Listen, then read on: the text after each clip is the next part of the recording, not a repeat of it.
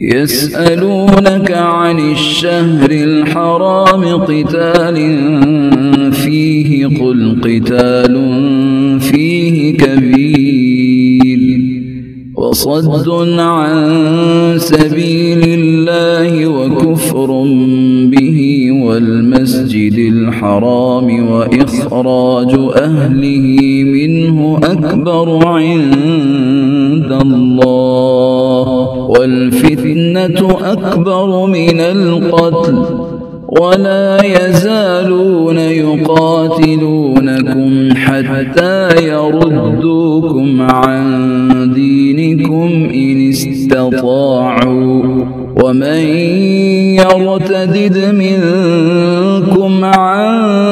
دينه فيمت وهو كافر فأولئك